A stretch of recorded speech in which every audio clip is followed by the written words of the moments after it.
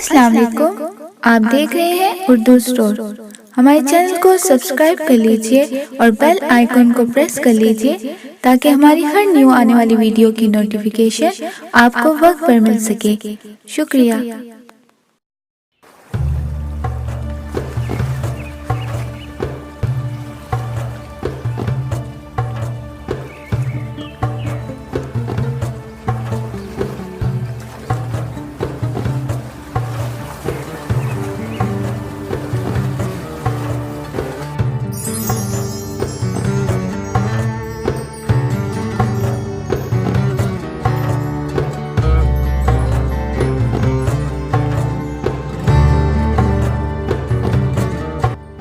جیسا کہ ویورز آپ نے گزشتہ پارٹ میں دیکھا کہ امبر کون تھا، ملکہ مصر نے کیسے فرعون کے خوف سے اپنے لختے جگر کو دریا کی لہروں کے سپرد کیا اور وہ کیسے بوڑھے رجال کے گھر پرورش پا رہا ہے، اور ملکہ مصر کیسے اپنے بچھڑے ہوئے بچے سے ملنے کے لیے بےتاب ہے۔ تو چلیے دیکھتے ہیں اس کے اگلے پارٹ میں کیا ہوتا ہے۔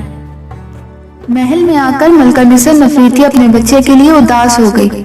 اس نے اپنے بادشاہ فرعون آتون کے ڈر سے اپنے بچے کو دریا کے سپرد تو کر دیا تھا، مگر وہ اسے ایک پل کے لیے بھی بھلا نہ سکی تھی۔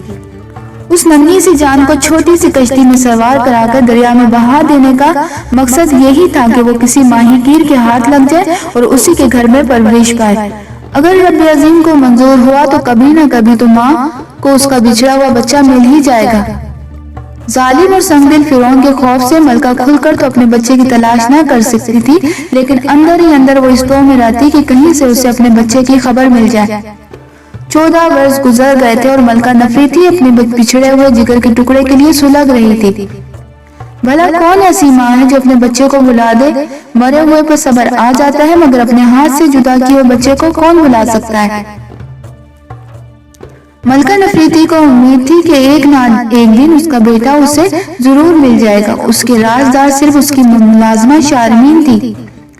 شارمین نے ہی 14 برس پہلے ننھے شہزادے کے لیے ننھی سی کشتی تیار کی تھی۔ اس میں اس کے لیے دودھ کی بوتل، سونے کے سکے اور نرم نرم سرہانے رکھے تھے، اور شاہی مور تکیے کے نیچے چھپا دی تھی۔ جس وقت ملکہ کی شاہی سواری دریائے نیل کی سحر سے واپس محل میں پہنچی تو شارمین نے دیکھ لیا تھا کہ ملکہ اپنے بچے کے لیے بے حد غمگین ہے۔ رجال کے بیٹے امبر کے ساتھ ملکہ کی گفتگو اس نے بھی سنی تھی اور ملکہ کی اداسی کو بھی خاص طور پر محسوس کیا تھا، مگر وہ خاموش رہی تھی، اس لیے کہ اسے اندیشہ تھا کہ ملکہ نفریتی بچے کے بارے میں گفتگو چھیڑنے سے اور پریشان نہ ہو جائے۔ محل میں آنے کے بعد ملکہ نے خواب گاہ میں سے تمام کنیزوں کو چلے جانے کا حکم دیا اور خود آرام دہ مسیری پر لیٹ گئی۔ جب تمام کنیزیں چلے گئیں اور خوابگاہ بالکل خالی ہو گئی تو ملکہ نے شارمین سے کہا، شارمین، حکم ملکہ عالیہ، تم نے اس لڑکے کو دیکھا تھا جو آج ہماری سواری کی جھلک دیکھنے دریا کے کنارے آ گیا تھا؟ دیکھا تھا ملکہ عالیہ۔ اس کی شکل و صورت کے بارے میں تمہارا کیا خیال ہے؟ شارمین نے امبر کو بڑے غور سے دیکھا تھا اور کچھ اندازہ لگایا تھا کہ اس کی شکل شہزادے سے ملتی جلتی ہے، لیکن چونکہ اسے یقین نہیں تھا اس لیے وہ ملکہ کے آگے حامی نہیں بھر سکتی تھی۔ اسے اپنی ملکہ کی صحت کا بہت خیال تھا۔ وہ یہ کبھی برداشت نہیں کر سکتی تھی کہ اس کی ملکہ ایک ایسے لڑکے کے لیے پریشان ہو جو ہو سکتا ہے کہ شہزادہ نہ ہو۔ چنانچہ اس نے بڑی عقل مندی سے کہا، شکل و صورت بولی بالی تھی ملکہ عالیہ اس کی۔ ملکہ نے سفید شاہین کی پروں والے پنکھے کو پرے پھینکتے ہوئے کہا، ہمارا مطلب یہ نہیں شارمین، ہم تم سے یہ پوچھنا چاہتے ہیں کہ اس لڑکے کی شکل ہمارے بچے سے تو نہیں ملتی تھی؟ نہیں ملکہ عالیہ، مجھے تو محسوس نہیں ہوا، ملکہ نفریتی نے سرد آہ بھر کر کہا۔ پھر اس لڑکے کو دیکھ کر ہمارے دل پر ہاتھ کیوں پڑا تھا؟ ہمارے خون نے جوش کیوں مارا تھا؟ شارمین نے جلدی سے کہا، یہ آپ کا وہم ہے ملکہ عالیہ، چونکہ آپ ہر وقت بچے کی یاد میں گم رہتی ہیں۔ تو پھر میرا بچہ کہاں ہے؟ مجھے بتاؤ شارمین، میرا ننھا شہزادہ کس کے گھر میں پرورش پا رہا ہے؟ اب تو وہ بڑا ہو گیا ہوگا، اس کی آنکھیں بھی تو نیلی تھی۔ بجائے ملکہ عالیہ، شہزادے کی آنکھیں نیلی تھیں، مگر ہر نیلی آنکھوں والا بچہ تو شہزادہ نہیں ہو سکتا۔ لیکن میرا شہزادہ کیوں نہیں مل رہا؟ میں اس کی یاد میں 14 برس سے تڑپ رہی ہوں، ابھی کتنی دیر مجھے اور تڑپنا ہوگا شارمین؟ شارمین نے بڑے ادب سے کہا، رب عظیم پر بھروسہ رکھیں ملکہ عالیہ، ننھا شہزادہ ایک دن ضرور آپ کے پاس آ جائے گا۔ مگر وہ دن کب آئے گا شارمین؟ रबी अजीम ने चाहा तो बहुत जल्द वो दिन आ जाएगा। मलका नफरीती ने गम से बोझल सर नर्म तकियों पर रख दिया और आंखें बंद कर ली। शारमीन ने बलौर की सराही में से ट्यूनिस के सच्चे गुलाब के फूलों का अर्घ निकालकर मलका आलिया के पांव पर लगाया और मोर के परों के पंखे से हवा करने लगी। थोड़ी देर बाद जब मलका की तबीयत संभली तो उसने शारमीन को देखकर कहा, शारमीन तुम मेरी बड़ी ही वफादार और राजदार कनीज हो। इस वक्त मैं तुमसे मलका बनकर नहीं बल्कि एक बिछड़े हुए बच्चे की माँ बनकर कह रही हूँ कि मुझे मेरा शहजादा मिला दो। अब मैं उसकी जुदाई में ज्यादा देर तक जिंदा नहीं रह सकती। शारमीन ने तसल्ली देते हुए कहा, घबराइए नहीं मलका आलिया, शहजादा बहुत जल्द आपको मिल जाएगा। मेरा दिल कह रहा है वो आपके पास आने ही वाला है। मलका ने एक बार फिर आंखें बंद कर ली। वो अपनी कनीज शारमीन से इस किस्म की तसल्ली की बातें 14 वर्ष से सुन रही थी। अब उसका दिल सब्र से भर गया था। अचानक उसने आंखें खोलकर कहा, दरिया किनारे अनातोल दरवेश रहता है। उसने एक बार कहा था कि शहजादा जिंदा है और एक न एक दिन मुझे जरूर मिल जाएगा। मैं उसके पास जाकर एक बार भी पूछना चाहती हूँ कि मेरे जिगर का टुकड़ा मुझे कब मिलेगा। शारमीन ने कहा, मगर मलका आलिया आपका वहाँ जाना मुनासिब नहीं होगा। मैं वहाँ जरूर जाऊंगी। अगर तुम मेरे साथ नहीं जाओगी तो मैं अकेले अपने बच्चे के लिए जाऊंगी। शारमीन ने अदब से सर झुकाकर कहा, जो हुक्म मलका इस्लामत मैं आपके साथ चलूंगी। शारमीन नहीं चाहती थी कि मलका अनातोल दरवेश के पास जाने का खतरा मोल ले, क्योंकि अगर फिरौन को मालूम हो गया तो मलका के साथ साथ शारमीन की भी गर्दन उड़ा सकता था। मगर वो मलका के हुक्म के आगे भी सर न उठा सकती थी। मजबूरन उसे हाँ करनी पड़ी, इसलिए कि मलका एक माँ थी और माँ अपने गुमशुदा बच्चे को तलाश करने के लिए कुछ न कर सकती थी। हम आज ही रात अनातोल दरवेश के पास चलेंगे, जो हुक्म मलका आलिया।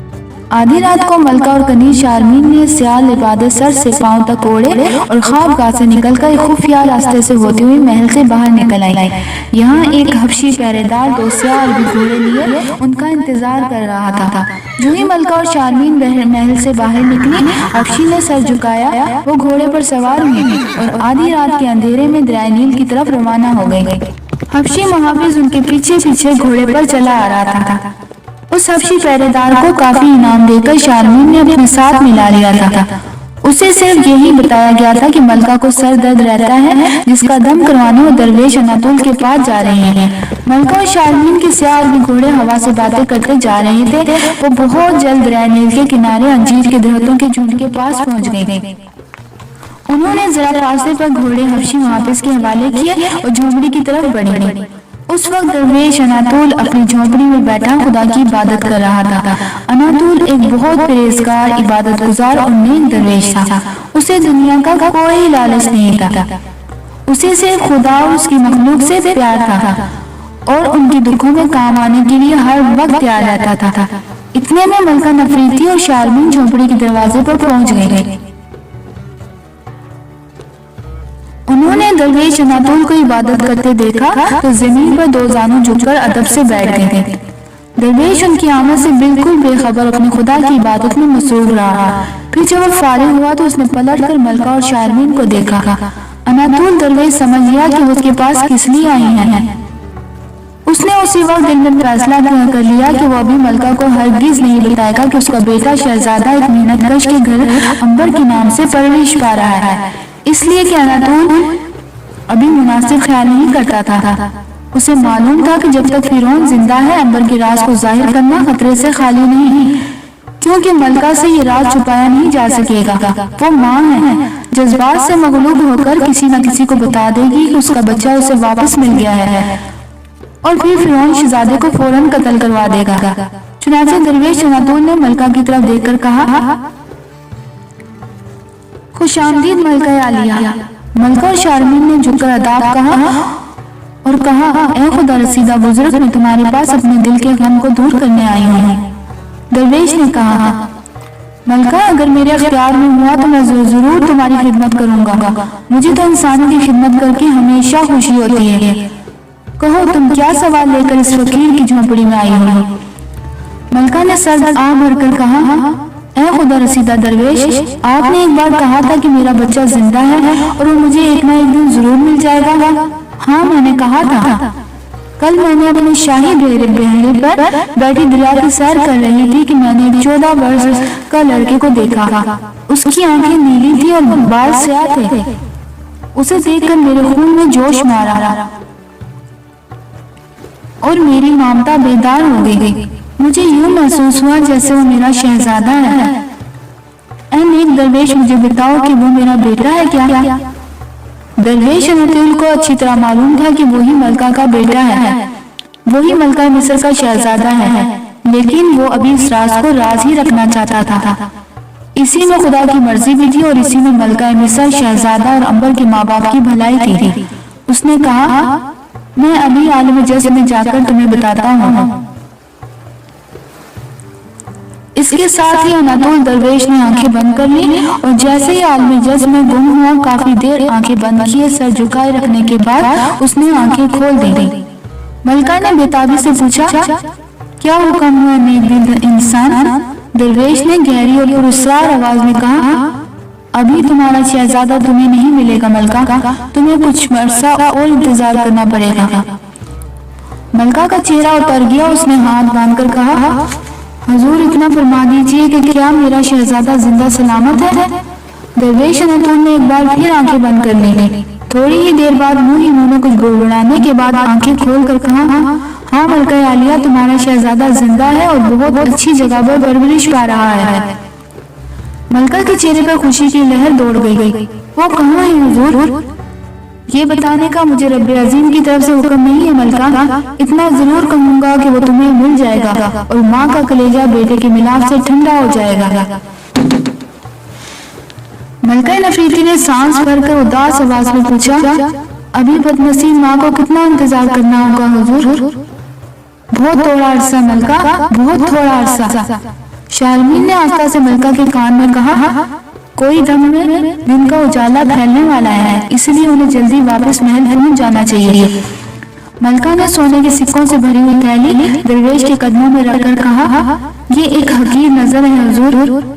درویش اناطول نے سونے کے سکوں کی تھیلی کی طرف اشارہ کر کے کہا، اسے اپنے ساتھ ہی لے جاؤ ملکہ، ہمارے لیے سونا اور مٹی ایک برابر ہے۔ ملکہ نے ہاتھ باندھ کر کہا، حضور گستاخی معاف، یہ میں اپنی خوشی سے دے رہی ہوں۔ درویش نے ذرا تلخ لہجے میں کہا، تم اپنی خوشی کے لیے ہمارے ساتھ زیادتی نہیں کر سکتی ملکہ، اس مٹی کی تھیلی کو یہاں سے اٹھا کر واپس محل میں لے جاؤ، یہ سونے کے ساتھ محل کے اندر ہی فنکارتے اچھے لگ رہے ہیں۔ ملکہ نے شارمین کو اشارہ کیا اور اس نے سونے کی تھیلی اٹھا لی۔ ملکہ نفریتی نے ہاتھ باندھ کر ادب سے سلام کیا اور جھونپڑی سے باہر نکل آئی۔ کچھ دور انجیر کے درختوں تلے حبشی غلام سیاہ گھوڑے لیے ان کا انتظار کر رہا تھا۔ شارمین نے ٹھیک کہا تھا، آسمان پر دن کا اجالا پھیلنے والا تھا اور انہیں بہت جلد محل میں پہنچ جانا چاہیے تھا۔ وہ گھوڑے پر سوار ہوئی اور گھوڑوں کی باگیں ڈھیلی چھوڑ دی گئی۔ عربی گھوڑے محل کی طرف بھاگنے لگے۔ جانے کے بعد درویش اناطول فکر مند ہو گیا۔ 14 برس کے طویل انتظار کے بعد ملکہ مصر ایک ماں کی طرح آج پہلی بار اپنے بچھڑے ہوئے بچے کے لیے پریشان ہوئی تھی، اور اس کی وجہ سوائے اس کے اور کچھ نہیں تھا کہ اس نے دریائے نیل کے کنارے امبر کو دیکھ لیا تھا، جو حقیقی معنوں میں اس کا بیٹا تھا۔ درویش اناطول نے محسوس کیا کہ ملکہ اب حد سے آگے گزر جائے گی۔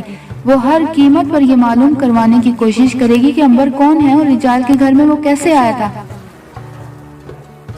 اس کا مطلب یہ تھا کہ اگر وہ اس راز پر سے پردہ اٹھانے میں کامیاب ہو گئی تو وہ امبر کو حاصل کر لے گی، اور ہو سکتا ہے کہ وہ اسے اپنے ساتھ محل میں لے جائے اور خفیہ طور پر اس کی پرورش کرے۔ لیکن فرعون کا محل اس کی جاسوسوں سے بھرا ہوا تھا، یہ بات وہاں کسی سے بھی چھپی نہیں رہ سکتی تھی۔ جو ہی فرعون کو پتا چلا کہ اس کی جان کا دشمن شہزادہ اس کے محل کے اندر ہی پروان چڑھ رہا ہے تو وہ اسے ہلاک کروا دے گا، اور ہو سکتا ہے کہ وہ رجال اس کی ادھیڑ عمر بیوی کو بھی قتل کروا دے۔ اناطول یہ سوچ کر پریشان ہو گیا، اور فرعون کی موت سے اس راز کو چھپائے رکھنا بہت ضروری تھا۔ اناطول کو معلوم تھا کہ ملکہ ابھی رجال کے گھر جا کر امبر سے باتیں کرنے اور تحقیقات کرنے کی ضرور کوشش کرے گی۔ اس نے فیصلہ کر لیا کہ وہ رجال سے مل کر اسے ساری صورتحال سے آگاہ کر دے گا۔ وہ دن چڑھنے کا انتظار کرنے لگا۔ جب سورج کافی نکل آیا اور اسے یقین ہو گیا کہ رجال احرام مصر پہنچ چکا ہوگا تو وہ جھونپڑی سے روانہ ہو گیا۔ گرمی صبح ہی سے پڑنے لگی تھی اور مصر کے صحرا کے سورج میں تپش تھی، مگر درویش اناطول اس تپش کا عادی تھا۔ 1 घंटे की मुसाफत के बाद वो उस जगह पहुंच गया जहां रिजाल एहराम मिस्र की तामीर का काम कर रहा था। उसने गुलाम के हाथ पैगाम भिजवाया तो रिजाल कपड़े से हाथ पोंछता हुआ एहराम की गार से बाहर आ गया और वो अपने सामने दरवेश अनातुल को देखकर बोला, आपने क्यों तकलीफ फरमाई? मुझे हुक्म कर देते, मैं खुद आपके यहाँ हाजिर हो जाता। दरवेश ने कहा, रिजाल काम ही ऐसा था, हमें खुद तुम्हारे पास आना पड़ा। मैं चाहता हूँ कि हम खजूरों के साए में बैठकर बात करें, जैसे आप फरमाएं। वो दोनों करीब ही खजूर की ठंडी ठंडी छांव में बैठ गए और बातें करने लगे। रिजाल को मालूम था कि अनातुल अंबर के बारे में सब कुछ जानता है। दरवेश अनातुल ने बैठते ही कहा, मेरे पास रात मलका मिस्र आई थी। रिजाल चौंक उठा, क्या फरमाया सरकार? मलका मिस्र नफरीती आपके पास तशरीफ लाई थी? हाँ रिजाल, मेरी बात गौर से सुनो। रिजाल हमतन गोश होकर बैठ गया। दरवेश अनातुल ने कहा, मैं जानता हूँ अंबर से तुमको अपने हकीकी बेटे की तरह प्यार है और तुम इसकी जुदाई गवारा नहीं कर सकते। हजूर, मैंने अंबर को अपना बेटा समझकर पाला है, अगर उससे कुछ हो गया तो मेरे सर पर क़यामत टूट पड़ेगी। इसीलिए तो मैं खुद चलकर तुम्हारे पास आया हूँ। जो कुछ मैं कह रहा हूँ उससे गौर से सुनो। मलका नफरीती ने जब से अंबर को देखा है उसे शक हो गया कि वही उसका बेटा है और अब वो हर मुमकिन तरीके से अंबर के बारे में तहकीक करने की कोशिश करेगी। और ये तुम भी जानते हो कि जब किसी मुल्क की मलका को कोई कोशिश करे तो वो जरूर कामयाब होती है। रिजाल ने परेशान होकर कहा, मगर हुजूर, मैं और अंबर की माँ बच्चे की जुदाई गवारा नहीं कर सकते। तुम जुदाई को रो रहे हो रिजाल? मुझे अंबर और तुम दोनों मियाँ बीवी की जिंदगी खतरे में महसूस हो रही है। रिजाल चौंक पड़ा। वो कैसे हुजूर? वो ऐसे कि अगर मलका नफरीती को पता चल गया कि अंबर ही उसका बेटा तो वो उसे तुम्हारे घर से ले जाएगी, वो उसे अपनी आंखों के सामने रखेगी। अंबर शाही महल में रहेगा और शाही महल में ये राज ज्यादा देर तक राज ना रह सकेगा कि अंबर फिरौन का बेटा है। और फिरौन के बेटे के बारे में सबको इल्म है कि नजूमियों की पेशन गोई के मुताबिक वो अपने बाप को कत्ल कर देगा। बस फिरौन ये कैसे गवारा करेगा कि उसका कातिल उसकी गोद में परवान चढ़े? वो अंबर के साथ इन लोगों को भी तीरों से छलनी करवा देगा जिन्होंने अंबर की परवरिश की थी। रिजाल ने कांपती हुई आवाज में पूछा, आप सही फरमा रहे मेरे आका, अब इसका कुछ इलाज भी फरमाइए, मैं क्या करूं? दरवेश अनातुल सोच में डूब गया। फिर उसने नजरें उठाकर कहा, इस मुश्किल मसले का एक ही हल है और वो ये कि तुम किसी न किसी तरह कुछ अरसे के लिए अंबर को अपनी बहन के यहाँ मुल्क शाम भिजवा दो। जब हालात मुआफिक हो जाएंगे तो उसे वापस बुला लेना। बहुत बेहतर हुजूर, मैं ऐसा ही करता हूँ। एक बात का ध्यान रखना, अगर तुमसे कोई भी पूछे कि अंबर कहाँ है तो तुमने यही मशहूर कर देना कि तुमको छोड़कर खुदा जाने कहाँ चला गया, बल्कि कुछ रोज तुम उसके गम में झूठ मूठ का बीमार भी पड़ जाना। ऐसे ही होगा मेरे आका। बस मुझे यही कहना था। अब मैं जाता हूँ, तुम कल ही अंबर को शाम की तरफ रवाना कर दो और उसके जाते ही मशहूर कर दो कि अंबर तुम्हें छोड़कर घर से बाहर भाग गया। बहुत बेहतर हुजूर। इसके बाद दरवेश अनातुल वापस अपनी झोंपड़ी की तरफ रवाना हो गया। रिजाल ने उसी वक्त दरवेश अनातुल की तजवीज पर अमल करना शुरू कर दिया। अंबर उसके साथ ही एहराम के सबसे निचले गार में काम कर रहा था। वो नीचे आया तो अंबर ने पूछा, अब्बाजान ऊपर किससे बातें कर रहे थे? रिजाल ने असल बात छुपाते हुए कहा, शाही महल से एक हरकारा ये कहने आया था कि संगे मरमर का चबूतरा ज्यादा ऊंचा न बनाया जाए। मैं उससे चबूतरे की नई पैमाइश ले रहा था। अंबर ने संगे मरमर पर छेनी चलाते हुए कहा, इन बादशाहों के सर में क्या सौदा समा गया है कि वो मरने के बाद भी जिंदा रहेंगे? चबूतरा अगर ज्यादा ऊंचा नहीं होगा तो भला इससे क्या फर्क पड़ेगा? रिजाल ने कहा, ऐसा ना कहो बेटे, हम बादशाह के गुलाम हैं, हमें जो हुक्म मिले उस पर अमल करना है बस। शाम को काम से फारिग होकर दोनों बाप बेटा और गुलाम पोलका घर पहुंचे तो खाना तैयार था। पोलका ने सूंघते हुए कहा, अम्मा ने आज मालूम होता है मगरमच्छ पकाया है। अंबर की माँ ने लकड़ी की डोई उसके हाथ पर मारकर कहा, कभी जबान को बंद भी रखा करो पोलका, आज तो मैंने मुर्गाबी चावल बनाए हैं।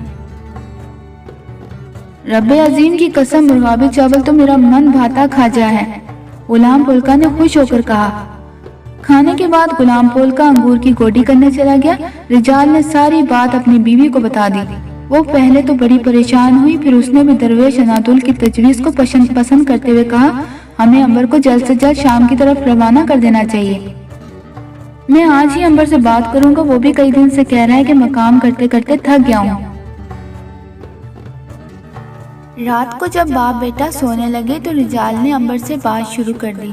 उसने उसे कहा कि वो चाहता है कि अंबर कुछ देर के लिए हवा बदल के वास्ते उसकी बहन के पास मुल्क शाम चला जाए।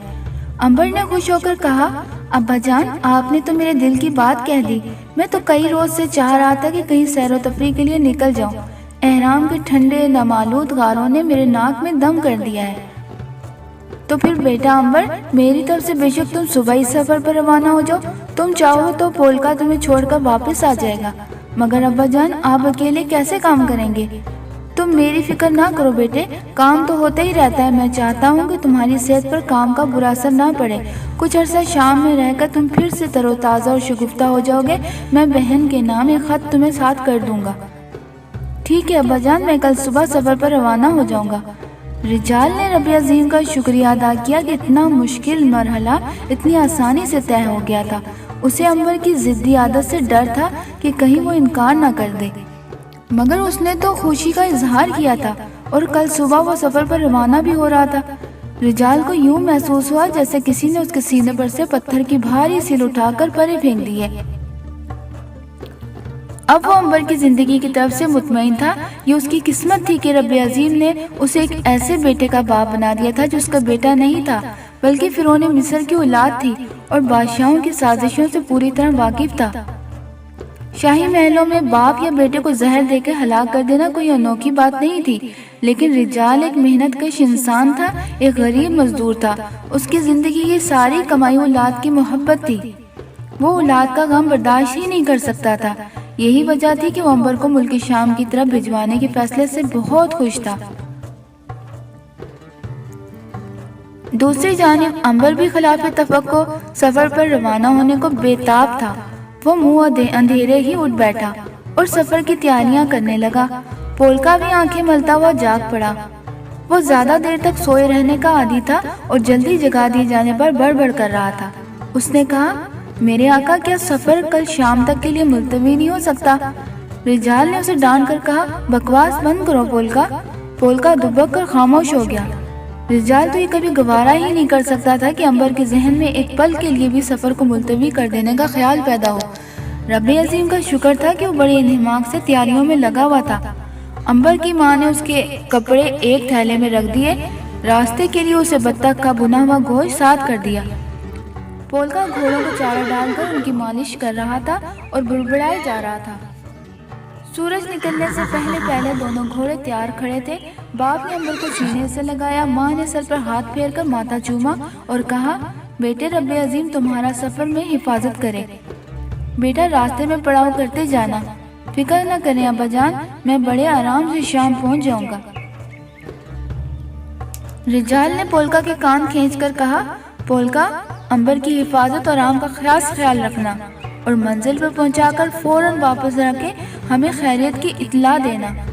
जो हुक्म मेरे आका, मगर बराए मेहरबानी मेरे कान छोड़ दीजिए। अंबर ने घोड़े पर सवार होकर कहा, खुदाफिज अब्बा जान, खुदाफिज अम्मा जान, खुदाफिज बेटे। अंबर और पोलका ने घोड़ों को एड़ लगाई और दोनों ताज़ा दम घोड़े खुशी से हिले नाते हुए मुल्क शाम की तरफ रवाना हो गए। रिजाल और उसकी बीवी अंबर को उस वक्त तक देखते रहे जब तक कि वो उन्हें नजर आता रहा। आखिर जब दोनों घोड़े रेत के टीलों के पीछे गायब हो गए तो वो मकान के अंदर आ गए। रिजाल ने सुख का गहरा सांस लेते हुए कहा, अंबर एक बहुत बड़ी आफत से महफूज हो गया है। अब हमें हर एक को यही बताना है कि अंबर किसी बात से नाराज होकर घर छोड़कर चला गया है और पोलका को हमने उसकी तलाश में रवाना किया है। ऐसा ही होगा। उस रोज रिजाल झूठ मूठ बहाना बनाकर अंबर के गम में बिस्तर पर लेट गया। सारे मोहल्ले में ये बात मशहूर कर दी गई कि अंबर किसी बात पर झगड़ कर बाप से नाराज होकर घर से चला गया है। लोगों ने रिजाल के घर आकर उससे हमदर्दी का इजहार किया और तसल्ली दी कि रब्बे अजीम ने उसके बिछड़े हुए बेटे को जल्द मिला देगा। रिजाल ने बड़ी अच्छी अदाकारी की और वो हमसायों के सामने झूठे आंसू भी बहाता रहा। जब सब लोग औरतें चली गईं, तो दोनों मियाँ बीवी मुस्कुराते हुए बिस्तरों से उठकर बावर्ची खाने में गए और जी भरकर खाना खाकर सो गए। آدھی رات گزر چکی تھی کہ رجال کی آنکھ کھل گئی۔ اسے یوں لگا جیسے کوئی دروازے پر دستک دے رہا ہے۔ اس نے بیوی کو جگانا مناسب نہ سمجھا اور خود اٹھ کر مکان کی دیوڑی میں آ کر بولا، کون ہے باہر؟ باہر سے کسی عورت کی آواز آئی، دروازہ کھولو، ایک ضروری بات کرنی ہے۔ رجال کا دل دھڑک اٹھا کہ آدھی رات کو یہ کون عورت ہے جو اس سے ملنے آئی ہے۔ اس نے دروازہ کھولا تو ایک عورت جس کا رنگ گورا تھا اور سر سے پاؤں تک سیاہ لبادے میں لپٹی ہوئی تھی اندر آ گئی۔ رجال نے اسے کمرے میں لے جا کر کھجور کے مونڈے پر بٹھایا اور کہا، محترم بہن، آپ نے آدھی رات کے وقت اتنی تکلیف کیوں اٹھائی؟ یہ پراسرار سیاہ لبادے میں لپٹی ہوئی عورت جو رات کے اندھیرے میں رجال کے گھر آئی تھی، ملکہ مصر نفریتی کی خاص کنیز شارمین تھی۔ ملکہ نے فیصلہ کر لیا تھا کہ امبر کو رات کے وقت خفیہ طور پر اپنے محل میں بلائے گی اور پوچھے گی کہ وہ کون ہے اور رجال کے گھر کیسے آیا تھا، لیکن اسے شام ہی کو معلوم ہو گیا کہ امبر گھر چھوڑ کر بھاگ گیا ہے۔ ایک لمحے کے لیے اسے خیال آیا کہ شاید رجال نے جان بوجھ کر تو اسے بھگا نہیں دیا، مگر اس کے جاسوس حبشی نے آ کر اطلاع کی کہ امبر کے باپ کا غم سے برا حال ہے اور وہ بستر پر بیمار پڑا ہے۔ ملکہ نے رات کو حبشی غلام کے ہمراہ شارمین کو صحیح صورتحال معلوم کرانے کے لیے رجال کے گھر بھیجا تھا۔ شارمین نے مونڈے پر بیٹھتے ہی کہا، سنو رجال، میں ملکہ مصر نفریتی کی طرف سے تمہارے پاس یہ معلوم کرنے آئی ہوں کہ امبر کہاں ہے۔ رجال سر سے پاؤں تک کام کیا، جس کا اسے اندیشہ تھا وہی بات ہو کر رہی تھی۔ اس نے رب عظیم کا شکر ادا کیا کہ عین وقت پر وہ امبر کو گھر سے بھگا چکا تھا۔ رجال نے آنکھوں میں آنسو بھر کر کہا، نیک دل بہن، امبر میرے دل پر جدائی کا داغ لگا کر گھر سے چلا گیا ہے اور کام سے جی چرانے لگا تھا۔ پرسوں میں نے اسے سب کے سامنے ڈانٹ دیا، بس اس کا اس نے بہت برا مانا اور وہ کل گھر سے فرار ہو گیا۔ اس کے غم میں میرا اور میری اس کی ماں کا بہت برا حال ہے۔ شارمین کو یقین سا آ گیا کہ رجال سچ کہہ رہا ہے۔ اس نے کہا، کیا تمہیں اندازہ ہے کہ امبر بھاگ کر کدھر گیا ہوگا؟ میں کیا عرض کر سکتا ہوں اچھی بہن، میرا تو کوئی رشتہ دار بھی کہیں نہیں ہے۔ رب عظیم میرے لخت جگر کو جلدی واپس لے آئے، نہیں تو اس کی ماں تو غم سے مر جائے گی۔ مگر نیک دل بہن، ملکہ عالیہ نے اس غریب کے بچے کو کس لیے یاد کیا تھا؟ اب شارمین نے جھوٹ بولتے ہوئے کہا، سپہ سالار کو غصہ تھا کہ اسے روز تمہارے بیٹے نے شاہی سواری کے گزرنے کے وقت باہر نکل کر گستاخی کیوں کی۔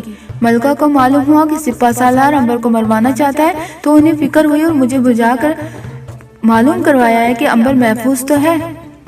رجال سمجھ گیا کہ شارمین جھوٹ بول رہی ہے۔ وہ دونوں ہی جھوٹ بول رہے تھے، مگر دونوں ایک دوسرے کے جھوٹ سے بے خبر تھے۔ رجال نے شارمین سے کہا کہ وہ ملکہ عالیہ کو اس کی طرف سے شکریہ ادا کرے کہ انہوں نے اس کے بیٹے کا اتنا فکر کیا۔ پھر وہ رونے لگا۔ شارمین نے اسے تسلی دی اور جلدی سے باہر نکل گئی۔ کھجوروں کے درختوں تلے حبشی غلام گھوڑے لیے انتظار کر رہا تھا۔ شارمین گھوڑے پر سوار ہو کر رات کے اندھیروں میں گم ہو گئی۔ رجال نے بیوی کو جگا کر ساری بات بتائی تو اس نے بھی رب عظیم کا شکر ادا کیا کہ امبر کی جان بچ گئی تھی اور وہ مصر سے نکل گیا تھا۔ ملکہ مصر کو امبر کے گھر سے بھاگ جانے کا بڑا صدمہ ہوا۔ اس کا منصوبہ ناکام ہو گیا تھا۔ وہ امبر کو اپنے شاہی محل میں بلا کر وہ نشانیاں دیکھنا چاہتی تھی جو اس کے ننھے بچے کے جسم پر تھی۔ خاص طور پر وہ شاہی مہر کے بارے میں اسے دریافت کرنا چاہتی تھی، مگر اس سے پہلے ہی امبر گھر چھوڑ کر چلا گیا تھا۔ ملکہ نفریتی کو اب یقین ہو گیا تھا کہ امبر ہی اس کا بیٹا ہے۔ اس نے سوچا، کیوں نہ امبر کے باپ رجال کو بلا کر پوچھے کہ یہ بچہ اس نے کہاں سے حاصل کیا تھا۔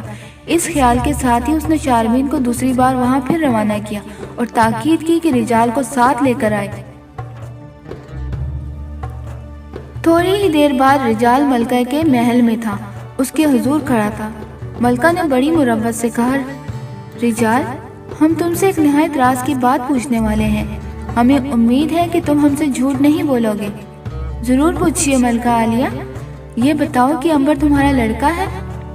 ملکہ عالیہ، میں قسم کھا کر کہتا ہوں کہ امبر میرا ہی بیٹا ہے، یہی ایک میری اولاد ہے۔ آج سے 15 برس پہلے وہ میرے ہاں پیدا ہوا تھا، میں نے دیوتاؤں کے حضور قربانی پیش کی۔ کیا تمہیں یقین ہے رجال کہ امبر تمہارا ہی بیٹا ہے؟ مجھے بالکل اسی طرح یقین ہے ملکہ عالیہ، جس طرح میں آپ کے حضور کھڑا ہوں۔ تم جا سکتے ہو رجال۔ رجال کے جانے کے بعد ملکہ کے دماغ دو قسم کے خیالات میں الجھ گیا۔ کبھی اسے خیال آتا کہ رجال جھوٹ بول رہا ہے اور امبر اس کا بیٹا نہیں بلکہ مصر کا شہزادہ ہے، اور کبھی اسے یہ وہم گھیر لیتا کہ ہو سکتا ہے کہ امبر مصر کا شہزادہ نہ ہو۔ اس نے شارمین سے مشورہ طلب کیا۔ شارمین نے کہا ملکہ عالیہ، اس کا فیصلہ اسی صورت میں ہو سکتا ہے کہ امبر یہاں موجود ہو اور ہم اس کی نشانیاں دیکھیں۔ مجھے یاد ہے کہ شہزادے کے دائیں بازو پہ سیاہ تل کا نشان تھا، مگر امبر تو مصر سے نکل چکا ہے۔